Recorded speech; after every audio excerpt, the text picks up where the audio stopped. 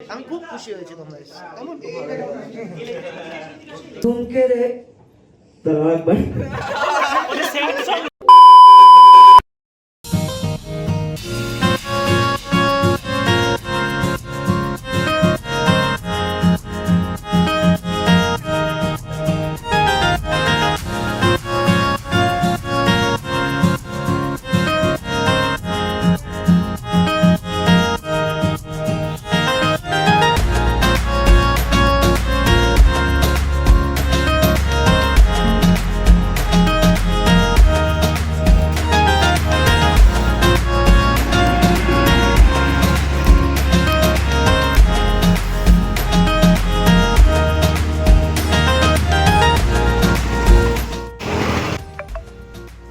আচ্ছা প্রত্যুষ, তুমি যে আমার সঙ্গে ফার্স্ট টাইম আসছো, কেমন লাগছে?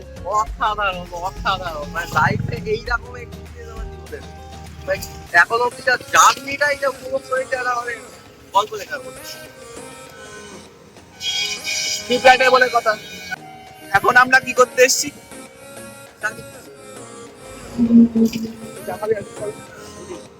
আমরা এখন টিফিন করছি, ব্রেকফাস্ট। এখান থেকে এখনো আমাদের মোটামুটি 1 ঘন্টা লাগবে যেতে। আমরা ঢোকার টাইম 12টা, 11:30 11টা মধ্যে ঢোকার চেষ্টা করছি আমরা, দেখি কতদূর কি হয়, কারণ কলকাতার জ্যাম সবাই জানে বিখ্যাত। তো দেখা হচ্ছে ওখানে গিয়ে আবার। আমাদের খাবার এসে গেছে, 2টো রুটি, আলু ভাজা, পেঁয়াজ আর চাটনি। কিন্তু আমাদের চাটনি লঙ্কা, এই যে লঙ্কা এখানে আছে, লঙ্কাটা নিলে একটা কম্বোর কথা মনে পড়ছে। প্রতিশ্রুতি বল কম্বোটা কি হয়েছে? 3টে পরোটা, আনলিমিটেড তরকারি, একটা সেদ্ধ ডিম, 1 টুকরো পেঁয়াজ, একটা কাঁচা লঙ্কা, 30 টাকা। ট্রেনের টিকিটও হয় না, মাত্র 30 টাকা। बंद करो हाथ जोड़ के मैं मोदी साहब से गुजारिश करता हूँ। আমার বাজে অভ্যাস 1 ঘন্টা আগে এসে গেছি, 12টাতে মিট আমি 11টার মধ্যে ঢুকে গেছি। এটা বাজে অভ্যেস, এটা কিন্তু ভালো অভ্যেস। আমি 1 ঘন্টা আগে ঘুরতে আসি, আমি পর্যবেক্ষণ করতে আসি। ইনি ভিডিওগুলো করা শুরু করে ফার্স্ট টাইম এসছেন। সামনে আপনার স্টেডিয়াম দেখতে পাচ্ছেন, এই যে স্টেডিয়াম, ওর তলায় যে স্টেডিয়াম হোটেল, ওখানে আমাদের মিট আপ আজকের। সো খুবই এক্সাইটেড। এই পাঞ্জাবি সকাল থেকে পরে আছি, পাল্টে ফেলবো পাঞ্জাবি, যেহেতু এতক্ষণ এলাম, সকালে উঠেছি যে পাঞ্জাবি পরে এসেছিলাম, কারণ ঠান্ডা লাগবে রাস্তায়। তো পাল্টে ফেলবো কিছুক্ষণের মধ্যে, এই 1 ঘন্টা আগে। সো দেখতে থাকি, চলুন টুকি দেখি কী কী ব্যবস্থা করা হয়েছে আমাদের জন্য। 1 ঘন্টা লেট আছে এখনো, ঠিক আছে চলো 15 ঘন্টা। তো গাইস, আমরা পৌঁছে গেছি। এই যে ব্যানার, এই ডোরের পিছনে, আর এই যে আমাদের হোটেল, এখানে আমাদের মিট আপ করতে চলেছে সম্রাটটা সব। স্বাভাবিক ভাই, আমরা জীবনে আশা করিনি এইসব জায়গায় আমরা আসবো। কপালের ফের যাই বল।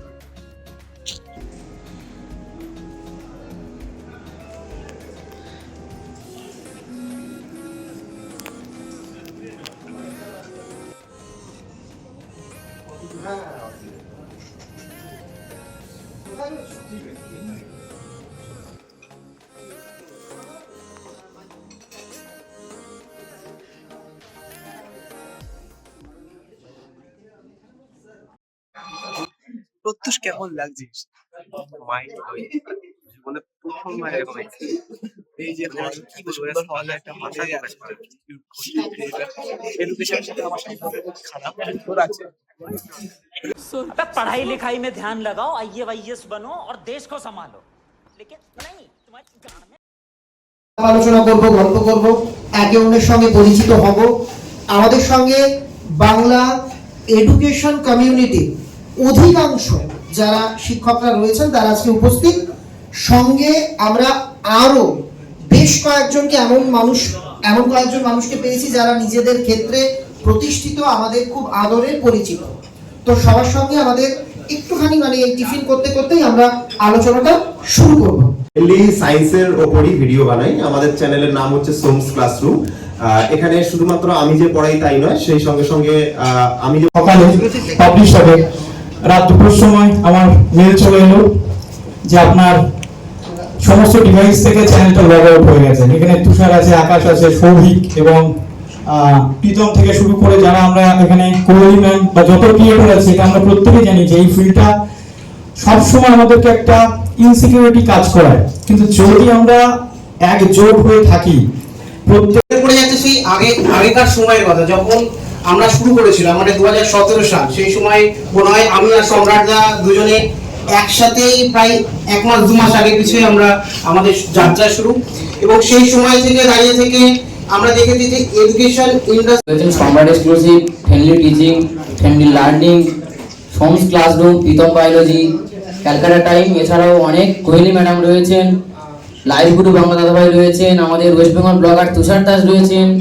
বিপ্লব স্যার। কিন্তু সবের কাছে একটা জিনিসের মানে জিজ্ঞেস করবো, শুধু টেক না ব্লগারদের মধ্যেও দেখেছি এবং বড় বড় কন্টেন্ট ক্রিয়েটরদের মধ্যেও দেখেছি, কিন্তু সম্রাটদা যেটা আছে। ধন্যবাদ এবং নমস্কার আমাদের এত বড় একটা ইভেন্ট এখানে ডাকার জন্য। তো দাদা যে কথাগুলো বললেন, তো এখানে আমার কয়েকটা ছোট কথা বলার আছে। যে এই যে সিনেমা নিয়ে যে কনসেপ্ট, আমি অ্যাকচুয়ালি ক্লাস 10 অবধি সিনেমা নিয়ে আমার মধ্যে কোনো ইন্টারেস্ট ছিল না। তো ইন্টারেস্টটা গ্রো করে ক্লাস 10 বা 11 থেকে।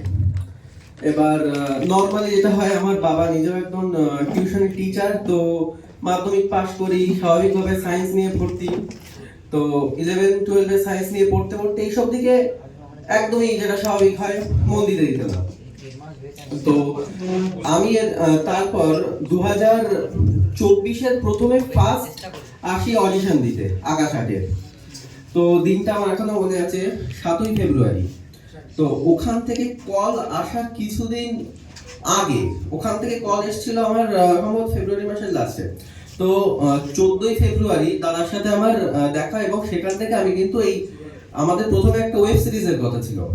তো দাদার কাছ থেকে আমি প্রথম এই ওয়েব সিরিজে কাজ করার অফারটা পাই। তো স্বাভাবিকভাবে আমি যেটা বাড়িতে প্রথমে বলিনি, লুকিয়ে লুকিয়ে কাজ করতাম দাদার হয়ে। তো এরপর আমার কাছে আকাশ আট থেকে কিন্তু কল আসে সেকেন্ড অডিশনের জন্য। কিন্তু সেদিন আমার দাদার একটা মিটিং ছিল, এবং ভাই হিসেবে আমার মনে হয়েছিল যে ওখান থেকে কলকাতায় আসার চেয়ে দাদার কাজটা করা বেশি আমার কাছে ইম্পর্টেন্ট। তো আমি সেখান থেকে আকাশ আটের কাজটা রিজেক্ট করে, মানে ওই দিন আমি টোটালি যাইনি, ওখান থেকে ওই যোগাযোগটা নষ্ট হয়ে যায়। তো এরপর কিন্তু আস্তে আস্তে স্বাভাবিকভাবে বাড়িতে জানাজানি হয়, একটু অর্ধেক বকা হলেও বাবা মা কিন্তু খুব কিছু বলেনি, যেখানে আমার দাদা উপস্থিত আছে। এবং এই রিমো দাদা কিন্তু আমার বাবার স্টুডেন্ট, সব থেকে বড় কথা যেটা। তো এরপর কলেজেও ব্যাপারটা হয়। আর সত্যি কথা বলতে কি, কলেজের আমার অন্যান্য ফ্যাকাল্টিরা অনেকেই জানেন না। এখানে বসে আছে অনেকে রয়েছে, আমাদের সৌভিক রয়েছে, দাদা রয়েছে, অতীন রয়েছে, সবাই রয়েছে। সবাইকে আমার ভালোবাসা প্রণাম। আমি অক্ষিত বিশ্বাস। দাদা যেটা বললো যে সবকিছু দরকার, জীবনে পড়াশোনা তো অবশ্যই দরকার, তার সাথে এন্টারটেনমেন্টও দরকার। কারণ এই গল্পটা শুরু হচ্ছে করোনার সময় থেকে। করোনার সময় থেকে যখন সবকিছু প্রায় থেমে গেছে, তখন আমরা চিন্তা করেছিলাম যে কিছু একটা করা যাক, হাল বসে না থেকে কিছু একটা করা যাবে, আমাদের ভালো লাগে, সবারই ভালো লাগে। তো লেটস মেক আ মুভি। ফোনে শুট হতো, তখন অনেক বাজেট নেই, ফোনে শুট হতো, একটা OnePlus এর ফোন ছিল আমাদের, তাতেই সব শুট করতাম আমরা। শুট করে সেই জিনিস এডিট করে আমরা একটা ফার্স্ট টাইম বসিরহাটের মধ্যে একটা শর্ট ভিডিও বা সিনেমা লঞ্চ করলাম, যার নাম অন্তরাল ছিল। সেটা সাকসেসফুল, মানে প্রথম এপিসোডে খুব ভালো এসেছিল, ট্রেলার লঞ্চ হয়, তারপর আমাদের ফার্স্ট এপিসোডে হয়। সব শুট করা ছিল, কিন্তু ওটা কোনো কারণে সাকসেসফুল হয়নি। তারপরে আমরা 1 বছর প্রায় কোনো কিছু আপডেট দেয়নি, পোস্ট হঠাৎ করে আমার পার্সোনালি মনে হয়েছিল যে না, এখানে থেমে গেলে গল্প শেষ। যখন তখন না আমি শেষ হচ্ছি, আমি কেন শেষ হবো, যে কোনো মুহূর্তে ফিরে দাঁড়ানো যায়। তখন আমার মনে হলো বসিরহাটের মধ্যে আরো অনেক কিছু লুকিয়ে আছে, বা বসিরহাটের আশেপাশে সংলগ্ন এলাকার মধ্যে এমন অনেক আর্টিস্ট, গায়ক, গায়িকা, লেখক, স্ক্রিপ্ট রাইটার, এমনকি আমাদের আশেপাশে চোখ ঘুরি দেখি, আমাদের প্রত্যেক এলাকার আশেপাশে অনেক শিল্পীরা লুকিয়ে থাকে, যারা লাইমলাইটে আসতে পারে না, কারণ তারা স্টেজ পায় না। লোকে বলে তুই তো শিল্পী, তুই গান করিস, ও কোনো কিছুর মধ্যে পড়ে নাকি, তুই গান কিস, ও কিছুর মধ্যে পড়ে নাকি। এখনকার জেনারেশনের চোখে একটা খুব বাজে কি যায় না, আমার খুব খারাপ লাগে যে চাকরির নামে তুমি কোনো কিছু না। তোমার কাছে চাকরি, বিশেষ সরকারি চাকরি, যদি সরকারি চাকরি তখন আলাদা দিয়ে তোমরা অকাপি পশ্চিমবঙ্গের মধ্যে দাঁড়িয়ে, পশ্চিমবঙ্গের মধ্যে দাঁড়িয়ে সেখান থেকে মনে হয়েছিল না, এবার দেখা যাক আমরা কি করতে পারি, শিল্পীরা কি করতে পারে। সেখান থেকে প্রথম বসিরহাটে প্রথম কিনা আমি জানি না, বাট আমি পড়াশোনা হাউস তৈরি করে, যার নাম চিত্রা প্রোডাকশন হাউস। যারা একটা মুভি বানায় যার নাম ছিন্ন সুর। গল্পটাও একই কনসেপ্টের উপর নিয়ে, যে চাকরি ভার্সেস বেকারত্ব একদিক দিয়ে, বা বলতে পারো যারা গানের লাইনে রয়েছে। কিন্তু একটা কথা বলতে চাই প্রথমে, যে পড়াশোনা ঠিক আছে, পড়াশোনা is important, very important, but আমার কাছে সবার কাছে সব স্যার এখানে রয়েছে, সবার কাছে একটা কোয়েশ্চেন, পড়াশোনা কি সবকিছু? গান বাজনা এগুলো কি কোনোভাবে পড়াশোনা ইফেক্ট করে, না পড়াশোনাকে সাহায্য করে? আমি বলছি, একটা মানুষ 3 ঘন্টা 4 ঘন্টা পড়লো, 5 ঘন্টা পড়লো, তারপরে যদি একটু গিটার বাজি রিল্যাক্সেশন করে বলে আর পড়তে, পড়াশোনাটা ভালো হবে নাকি? যদি গান শুনে আবার পড়তে পারে সেটা কি আরো বেটার হবে না?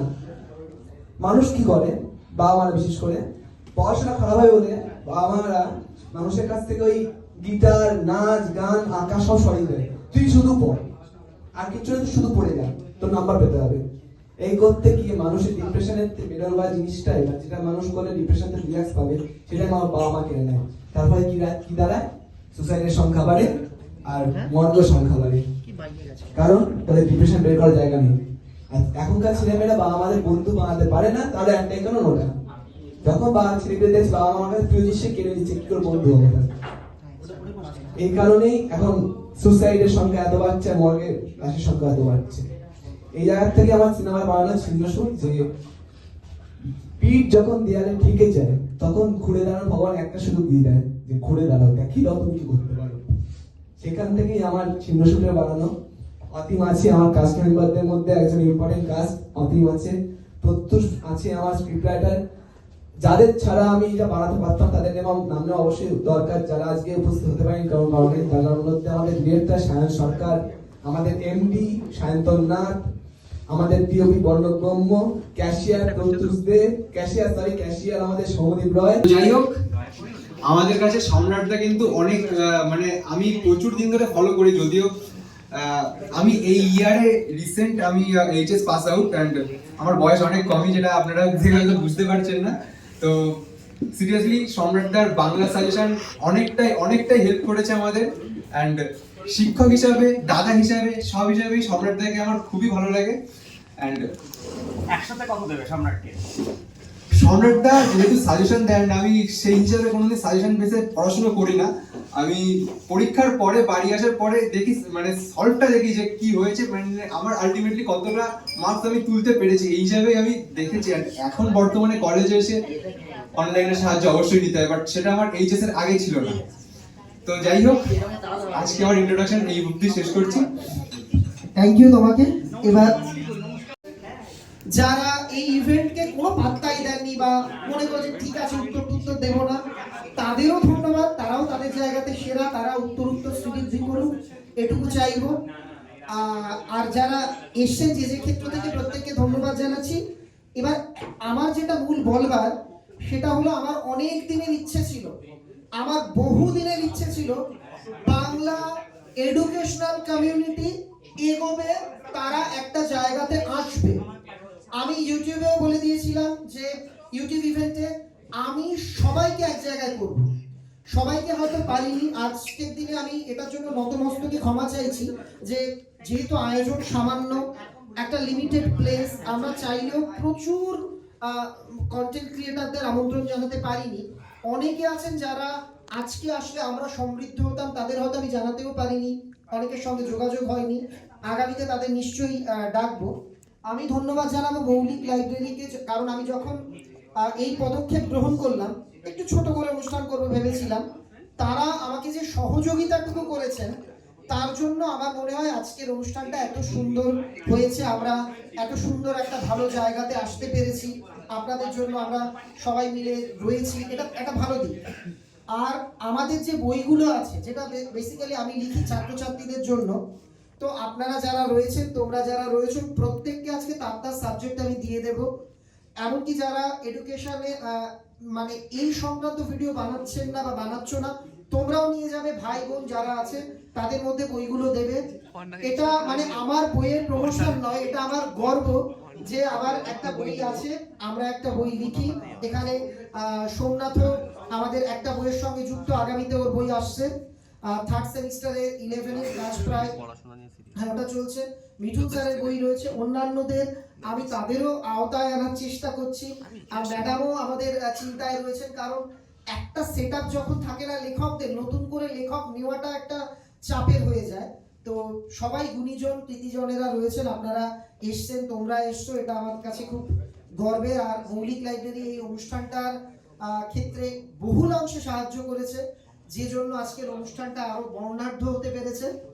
আমরা আজকে সবাই সবার সঙ্গে এরপর গল্প করব, ছবি ভিডিও হবে, কারণ আমাদের প্রমোশন আমরা করব। কে ডাকলো কে না ডাকলো তাতে কিছু যায় আসে না। বাংলার ছাত্রছাত্রীদের কাছে এডুকেশনাল কমিউনিটি নাম্বার 1 ছিল, থাকবেও। হ্যাঁ, সবকিছু গুরুত্ব আছে, ফুড ব্লগিং থেকে শুরু করে যারা চটুল নাচ করছে সবকিছু তাদের জায়গাতে সেরা। নিশ্চয়ই আমাদের জীবনে এন্টারটেইনমেন্টের একটা বড় গুরুত্ব আছে, কিন্তু এডুকেশনের গুরুত্বও আছে। ফার্স্ট টাইম আমি যখন ফার্স্ট ইভেন্টে গেছিলাম, সেখানে যেহেতু আজকে আলোচনা প্রসঙ্গে আমাদের বঙ্গাইয়ের নাম এলো, আমাদের প্রত্যেকের কাছে অত্যন্ত গর্বের, অত্যন্ত অহংকারের বাঙালির কাছে। তো বঙ্গাই ছিল, সেবা তুষারের সঙ্গে আমাদের দেখা হলো, অন্যান্য যত কন্টেন্ট ক্রিয়েটার, অর্ডার মুন্না ছিল, ঝিলাম গুপ্তা ছিলেন, প্রত্যেকে এক বাক্যে বলেছে, স্যান্ডি পর্যন্ত, যে আমাদের একটা বেসিক এডুকেশনের দরকার আছে, পড়াশোনার গুরুত্ব আছে। তো সেই কাজটা আমরা যখন করছি, আমাদের কাজ এভাবে এগিয়ে যাক। আজকে আমরা একটা ছোট প্ল্যান করব সবাই থাকার পর, আমরা যদি কোনো ট্যুর করতে পারি সবাই মিলে। এটা ওই তুষার ওরা করে, এটা ওদের থেকেই শিখেছি, ওই যে আকাশও গেছিল সেদিন। তারপর আমরা যদি একটা কমিটিও করে রাখি। আর একটা জিনিস আমি প্রত্যেককে বলবো, যে আমরা না এরপর থেকে কোনো ঘটনার বিবৃতি দিতে গেলে আমরা আমাদের কমিউনিটির হয়েই দেব। বিভিন্ন সামাজিক বিষয় যখন আমরা জানাই, অলরেডি এর আগে 2-1টা নোটিশ আমরা করেছি। যাই হোক, সবাই তাহলে আলোচনায় মশগুল, আমরা যে যার মতো একটু ভিডিও টিডিও করে নিই, তারপর আবার আসছি ফিরে। প্রথম এডুকেশনাল এটা ইভেন্ট হলো, যেখানে আমরা এডুকেশনাল কন্টেন্ট ক্রিয়েটর, বাংলার সব এডুকেশনাল কন্টেন্ট ক্রিয়েটররা এক জায়গায় হয়েছি, এবং এর থেকে ভালো কিছু হতে পারে না।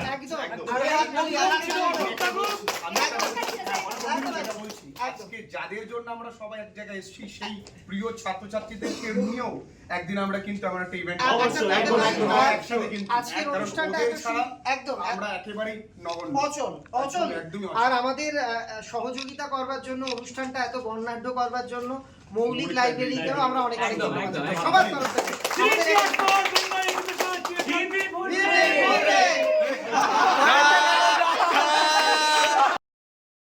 আজ অতীব এসছে আমাদের মাঝে। নতুন বিয়ার স্টাইলটা কেমন লাগছে? ডাকু মন্ডল সিং, ভীমের ডাকু মঙ্গল সিং দেখেছো, এর থেকে ইন্সপায়ার্ড। খুব ফাস্ট গ্রো করেছে, আরো একটু গ্রো করে গেলে আবার আগের ব্যাক মানে ফর্মে ব্যাক করছি, কোনো চাপ না। আমি না মা কাজে দাঁড়িয়ে করেছিলাম, তুই কেন কেটেছিলিস? আমি কাটার মেন উদ্দেশ্যটা হচ্ছে, আমার এখন সেমিস্টার চলছে, এখন 1 মাস ভেতরেই থাকতে হবে, সেভাবে ভিডিও করতে হবে না। তো সেই কারণে দাড়ি কেটে ফেলেছে, আর দাড়ি দেখতেই পাচ্ছেন উঠে গিয়েছে। আর 15 তারিখ অব্দি এক্সাম, তো এখনো 16 দিন হাতে আছে। তো তার মধ্যে আশা করছি কিছুটা উঠে যাবে। দাড়ি না উঠলে কিন্তু তোমার চাপ আছে। যাই হোক, প্রডিউসার টাকা দিচ্ছে না, কি দরকার অত চাপ নিয়ে? টাকা দিলে আমি দাড়িটা নিয়ে ভাবতাম। আমি অন্য জায়গায় দাঁড়িয়ে ভাবতে পারি। তো আমি গেদের সাথে কথা বলি না। Why are you gay? চিত্রলাভ থেকে আমরা অলরেডি 3 জন এসেছি। অতিমা সব থেকে বড় বিষয়, আমাদের বসিরহাট থেকে প্রচুর লোক এসেছে, প্রত্যুষ এসেছে, অতিম এসেছি, সবাই এসেছি। কারণ একটা জায়গা থেকে এত লোক আসেনি, সবাই জায়গা থেকে এসেছে, বসিরহাট থেকে বেশি লোক অনেকে এসেছে। আমাদের মেনলি কোইন্সিডেন্টলি চিত্রলাভ থেকে 3 জন আমরা। আর মেনলি যে একটা ফিল হয় অন্য জায়গায় গেলে, যে কাউকে চিনতে পারবো না, একটা কেমন একটা ফিল হবে, সবার সাথে কমফোর্টেবল হবো না। বাট এখানে যেহেতু বসিরহাট থেকে সবাই চলে এসেছে, ফার্স্ট ইভেন্ট যেহেতু কলকাতার মুখে, তো আমার লাগছে। আগে কেউ যোগ্য মনে করেনি, সম্রাটটা যোগ্য মনে করেছে বলেই আমাকে ধন্যবাদ। সম্রাটদার সমস্যা মানে আমি সেটাই ভাবছি, রিমোদাকে কেন ডাকবে, আমি তোরে কেন ডাকবো। লাঞ্চ সার্ভ করে দেওয়া হয়েছে, আমরা এবার প্রিয় ফ্রাইড রাইস, যেগুলো ছাড়া আমার জীবন চলে না, অযথা আমার জীবন, কিন্তু এটা কতটা ফ্রাইড রাইস এটা মনে হচ্ছে না আমার। যাই হোক, fried rice 100% fried rice, but একটু লাইট। এবার দিয়ে খাই বুঝতে পারবেন।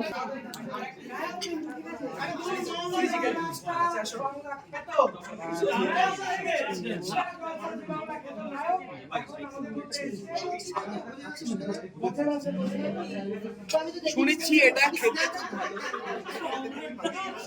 ট্রাই করবে এতদিন শুনেছো এটা আমি শুনেছি, এটা আমি নেবো। এটা কারি নেই, বাট এটাই,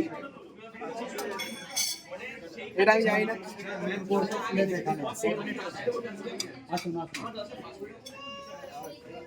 চিকেন দেখো, চিকেনটা দেখাও কাছ থেকে, চিকেনটা দেখো জুসি, এরকম করে দেখাও, ঝরে ঝরে পড়ছে, জুসি ঝরে ঝরে পড়ছে। তুমি ফুড ব্লগার হয়ে গেছো নাকি প্রোডিউসিং ছেড়ে? আমি সব করতে পারি। এই দেখো কি গ্রেভি। আপাতত এই প্লেটটা শেষ করে সেকেন্ড প্লেট নেবো, তবে খেতে যাচ্ছি, এই জন্য আসো।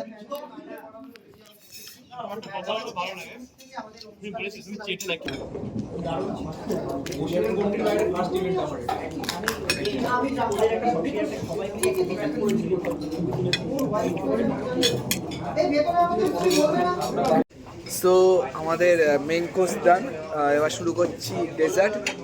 ডেজার্টের মধ্যে অনেক কিছু রয়েছে, 1 2 3 4 4 রকমের জিনিস, 4টে দেবো একটু একটু করে, তারপর টেস্ট করবো।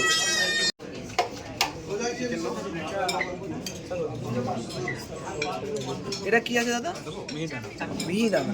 আচ্ছা, এটা কেক আছে, এটা চাটনি আছে, এটা আছে। হ্যাঁ একদম একদম একদম। আরে দাদা একদম এখন দাদা চিকেন দিচ্ছে আবার। এত ঝরে ঝরে পড়ছে দাদা চিকেনটা, ঝরে ঝরে পড়ছে একদম, একদম ঝরে ঝরে, একদম তুলতুলে, একদম তুলতুলে। একদম একদম, তো নিলাম, নিচ্ছি।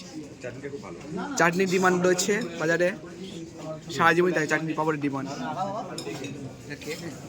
এখন আমি জার্মানি দাঁড়িয়ে আছি বাংলার সেরা ব্লগার। আরে আরে না, আমি জাস্ট বাইরে গেছিলাম, আমাকে সৌভিকটা বলছিল, মানে ওর কাজের বিষয়ে বলছিল। আমি জিজ্ঞাসা করছিলাম যে ওই ছেলেটা কী করে, তো একদম একসঙ্গে যোগাযোগ থাকলে কাজ হবে একসাথে, ঠিক আছে? মানে তোমার যা এন্ট্রিটা, মানে তোমার সব বাদ দাও, প্রোডিউসারকে বলে পেমেন্ট একদম না না, প্রোডিউসার একসঙ্গে কাজ হবে, চলো। আমি তাই ইয়ার কি বললাম, না, একসঙ্গে কাজ হোক, অবশ্যই। ঠিক আছে? আমি ওরা বললো পেমেন্ট ঠিকঠাক দেয় না, বাদ বাকি সব ঠিক আছে। তুই যে কাজ করিস, হ্যাঁ যে কাজ করিস, আমি খাই না তো, কেন খাস না? কে ভালো করেছি? আমি ও শাখা ও খাই না, সেটা আমার দোষ। কি খাই না? আরে নেশা ফুড করি। ও আচ্ছা, ওটা খাবে, সেটা আমার দোষ। প্রোডিউসার টাকা দিচ্ছে না, আমি রিজাইন দিচ্ছি, ঠিক আছে? শোনো শোনো শোনো শোনো, ওই প্রোডিউসারকে আমি বলছি আমার জায়গাটা তোমাকে দিয়ে দিতে। সবাই মিলে কাটবো, মানে আজকে ইভেন্টের লাস্ট কেক আনা হয়েছে, এটা দিয়ে এই কেক কাটার মাধ্যমে ইভেন্টটা শেষ হবে।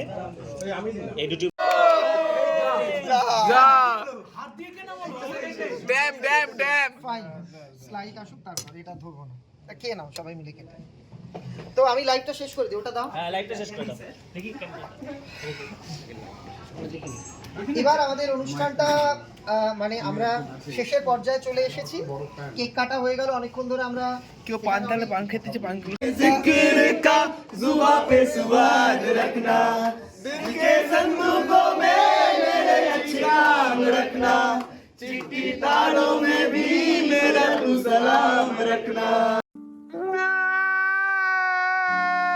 খুব এক দুঃখের ঘটনা ঘটেছে এই ছেলেটার সাথে, মানে এটা একমাত্র জানতাম আমাদের বসিরহাটে হয়, এটা এত কলকাতায় হয়েছে। কি হয়েছে? ঠিক আছে, হতেই পারে। কার কি হয়েছে? আমার এখন অন্য কিছু লাগবে। ওর বউ হারিয়ে গেছে।